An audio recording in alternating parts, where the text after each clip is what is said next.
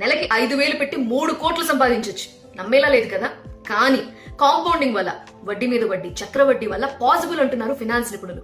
ఎలా అంటే SIP, ప్రతి నెల ఒక ఫిక్స్డ్ అమౌంట్ మ్యూచువల్ ఫండ్స్ లో ఇన్వెస్ట్ చేయడం.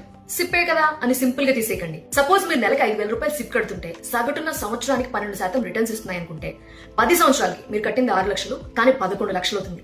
అదే 35 సంవత్సరాలకైతే మీరు కట్టేది 21 లక్షలే, కానీ అది 3 కోట్ల రూపాయలు అవ్వచ్చట. ఎలా అంటారా? 843 రూల్ అంటున్నారు ఆర్థిక నిపుణులు. అంటే మీ డబ్బు డబుల్ అవడానికి 8 సంవత్సరాలు పడుతుందట. మొదటిసారి 1 కోటి రూపాయలు అవడానికి టైం పట్టొచ్చు, కానీ ఆ డబ్బు మళ్ళీ డబుల్ అవడానికి కేవలం 4 ఏళ్లు సరిపోతాయట. మళ్ళీ ఎప్పుడు డబుల్ అవుతుందో తెలుసా? 3 సంవత్సరాలే చాలట. మార్కెట్ రిటర్న్స్ పెరగొచ్చు, తగ్గొచ్చు, కానీ కాంపౌండింగ్ కి అతిపెద్ద శత్రువు ఏంటో తెలుసా? మార్కెట్లు కాదు, మధ్యలో ఆపేయడం. నష్టాలు వస్తున్నాయని చెప్పి కూర్చేసేస్తారు. ఎక్కువ అమౌంట్ కట్టడం కాదు, ఎక్కువ కాలం మార్కెట్ లో ఉండడం, ఎక్కువ కాలం ఇన్వెస్ట్ చేయడం అనేది ఇంపార్టెంట్. ఎన్ని సంవత్సరాలు మీరు కడుతున్నారు అనే దాన్ని బట్టి మంచి రిటర్న్స్ తీసుకుంటారు అంటున్నారు ఎక్స్పర్ట్స్.